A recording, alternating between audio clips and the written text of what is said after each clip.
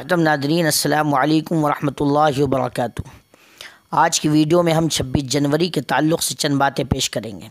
یقیناً یہ مسلمانوں کے لیے بڑی خوش نصیبی کی بات ہے کہ اللہ تبارک و تعالیٰ نے انہیں یہ خوشی کا دن عطا فرمایا۔ یہ خوشی پیارے دوستو کچھ ایسی ہی نہیں مل گئی، بلکہ اس کے پیچھے مسلمانوں کی اور ہمارے بڑے بڑے علماء کرام کی، برادران وطن کی، خاص طور سے ہمارے مسلمانوں کی قربانیاں موجود ہیں۔ مسلمانوں کا خون اس میں لگا ہوا ہے، مسلمانوں نے اپنی گردنوں کو کٹوایا ہے، تب جا کر یہ آزادی اور یہ خوشی کا دن حاصل ہوا ہے۔ اس کی تاریخ کو ہمیں یاد رکھنا چاہیے۔ یاد رکھیں، حصول آزادی کی تحریک دراصل ہندوستان کے مسلمانوں اور علماء کرام سے ہی شروع ہوئی تھی۔ سب سے پہلے حضرت شاہ ولی اللہ محدث دہلوی اور آپ کے خانوادے نے انگریزی حکومت کے خلاف اور ان کے ظلم و تشدد کے خلاف اور ان کی جانب سے کی جانے والی ناانصافیوں کے خلاف آواز اٹھائی تھی۔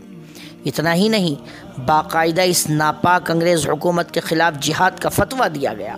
اس کے بعد ملک بھر کے مسلمان ہندوستان سے انگریزوں کو باہر نکالنے اور ملک کو آزادی دلوانے کی جد و جہد میں مصروف ہو گئے۔ بعد کے دنوں میں ملک بھر کے مسلمانوں کے علاوہ سید احمد شہید اور آپ کے رفقا علماء صادق پور اور علماء دیوبند جو ولی اللہ تحریک کے وارث و امین تھے، حاجی امداد اللہ مہاجر مکی دارالعلوم دیوبند کے بانی و محتمم حضرت مولانا محمد قاسم نانوتوی رحمۃ اللہ علیہ وغیرہ نے اپنے احباب و رفقا کے ساتھ مل کر انگریزوں کے خلاف جد و جہد میں عملی طور پر حصہ لیا۔ حضرت نانوتوی اور آپ کے ساتھیوں کے بعد حضرت شیخ الہند مولانا محمود الحسن دیوبندی اور آپ کے شاگردوں نے اس محاذ کو سنبھالا۔ انہوں نے انگریزوں کے خلاف پوری قوم کو منظم کرنے کی کوشش کی، ہندوستان سے انگریزی حکومت کے خاتمے کے لیے ایک عالمی سطح کی منصوبہ بندی کی، جسے ہم ریشمی رومال کی تحریک کے نام سے جانتے ہیں۔ ریشمی رومال کی جو تحریک چلائی تھی، بعض وجوہ سے یہ کامیاب نہ ہو سکی، جس کی بنا پر حضرت شیخ الہند رحمۃ اللہ علیہ سمیت آپ کے رفقا کو لگ بھگ 4 سال تک مالٹا کی جیل میں قید کر رکھا گیا۔ جب حضرت شیخ الہند رہا ہو کر آئے تو آپ نے ہندوستان کے تمام مسلمانوں کو یہ پیغام دیا کہ آپس میں اتحاد قائم کیجیے، آپس میں اتفاق کے ساتھ رہیے اور ملک سے غیر ملکی تسلط کو ختم کرنے کے لیے ہندو مسلم اتحاد کے ساتھ کوششیں کی جائیں۔ آپ نے مسلمانوں میں تعلیمی شعور کو بڑھانے کے لیے ملک کے نامور اور دانشوران کو ایک قومی تعلیم گاہ قائم کرنے کی تلقین کی۔ چنانچہ آپ کی سربراہی میں جامعہ ملیہ اسلامیہ کی بنیاد رکھی گئی، جس سے الحمدللہ بڑے باشعور لوگ تعلیم حاصل کر نکلے ہیں، جس کا نمونہ ہم نے شاہین باغ کی صورت میں دیکھا ہے۔ ہماری نوجوان بیٹیاں جن کے دل شیر جیسے، جن کی ہمت پہاڑوں جیسی، انہوں نے اپنا نمونہ دکھایا ہے۔ یہ ہمارے بزرگوں کی کاوشوں کا نتیجہ ہے۔ ملک کی آزادی اور اعلیٰ تعلیم کے فروغ میں نمایاں کردار ادا کیا۔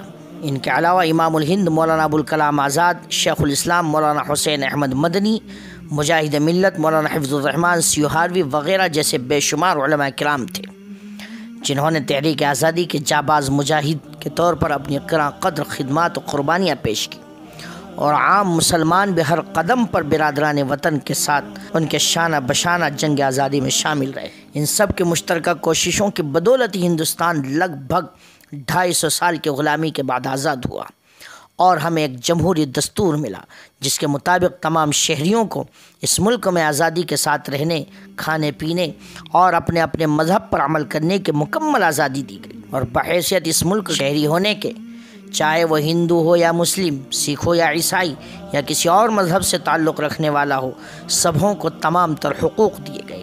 مگر آج کے حالات اس کے برعکس ہیں۔ آج مسلمانوں کو کس طریقے سے پریشان نہیں کیا جا رہا، مذہب کی آزادی نہیں ہے، اذان پر پابندی لگانے کی کوششیں کی جا رہی ہے، تھانوں میں اپیلیں دی جا رہی ہیں اور کہا جا رہا ہے کہ اذانوں کو بند کروایا جائے، نہ ہم ہر طرح سے ان کو پریشان کریں گے۔ یہ آزادی ہے؟ نہیں، وہ آزادی ہم سے چھین چکی ہے، جس کے پیچھے ہمارے علماء نے، مسلمانوں نے، ہمارے پرکھوں نے، ہمارے بزرگوں نے قربانیاں دی ہیں، گردنیں کٹوائی ہیں، اور ہمیں اپنے ملک کی جمہوری دستور پر یقیناً فخر ہے، جو ملک کے تمام شہریوں کو نہ صرف یکساں عزت و احترام دیتا ہے، بلکہ اس کے ساتھ ساتھ انہیں تمام سماجی و شہری حقوق بھی دیتا ہے۔ اللہ آج کے حالات بھی درست فرما دے۔ یقیناً ہمارے دستور کا ایک خاص وصف ہے کہ اس میں نہ صرف سیاسی جمہوریت پر زور دیا گیا ہے، بلکہ معاشی اور سماجی مساوات اور انصاف پر بھی خاص طور سے توجہ دی گئی ہے۔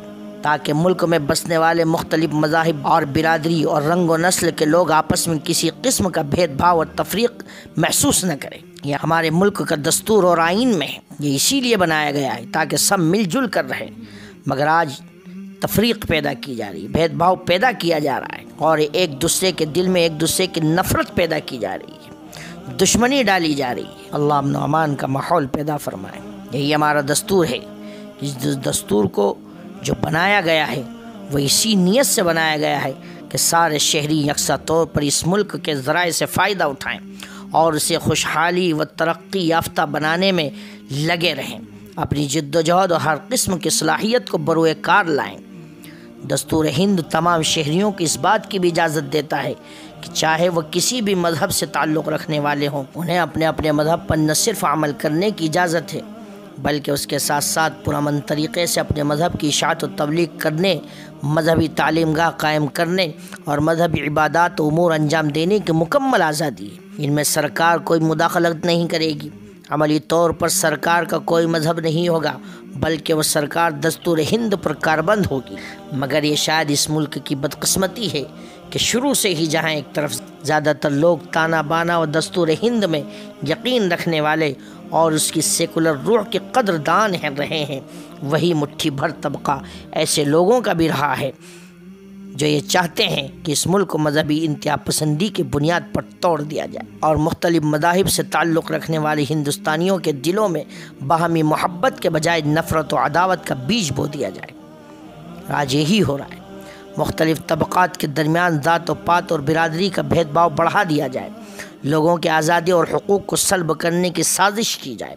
ایسے ہی لوگوں کی وجہ سے اس ملک کو تقسیم کا سانحہ بھی جھیلنا پڑا، جس میں لاکھوں بے قصور افراد مذہبی جنون کی بھینٹ چڑھ گئے۔ افسوس کی بات ہے کہ ان دنوں جن طاقتوں کے ہاتھوں میں زمام اقتدار ہے، وہی لوگ ہیں جن کا کبھی بھی ملک کے دستور و جمہوریت پر یقین نہیں رہا۔ انہوں نے ہمیشہ اس ملک کی سماجی یکجہتی و ہم آہنگی کو توڑنے اور عوام کو آپس میں لڑانے کی کوشش کی اور مذہبی انتہا پسندی کو بڑھاوا دیتے رہے۔ ان کی حکومت کے دوران تمام لوگوں کا حوصلہ بڑھ گیا جو ملک کی جمہوریت کو برباد کرنا چاہتے ہیں۔ گزشتہ برسوں کے دوران ملک میں اقلیتوں بالخصوص مسلمانوں کے خلاف نفرت اور تشدد کے بے شمار واقعات رونما ہو چکے مگر حکومت کے سروں پر جوں تک نہیں رہیں گی۔ ایسے نازک ترین وقت میں ملک کے مسلمانوں ہی نہیں، تمام انصاف پسند شہریوں کی ذمہ داری ہے وہ ملک کی جمہوریت کی بقا و تحفظ کے حوالے سے اپنی جواب دہی کو محسوس کرتے ہوئے فرقہ پرست طاقتوں کے خلاف پوری قوت و عزم کے ساتھ کھڑے ہوں اور انہیں نہایت ہوش مندی کے ساتھ منہ توڑ جواب دیا۔ مجھے امید ہے کہ یہ ویڈیو آپ کو پسند آئی ہوگی۔ ہم آپ کے لیے اور الگ الگ ٹاپک پر ویڈیوز لائیں گے۔ جب تک آپ اپنا خیال رکھیے گا اور ہمیں اپنی دعاؤں میں یاد رکھیے گا۔ تو دوستو، ہمارے چینل کو لائک کریں، سبسکرائب کریں اور بیل آئیکن پر کلک کریں اور اپنی قیمتی رائے سے کمنٹ باکس میں ہمیں آگاہ کریں۔ یاد رکھیں، الفاظ آپ کی شخصیت کی پہچان ہوتے ہیں۔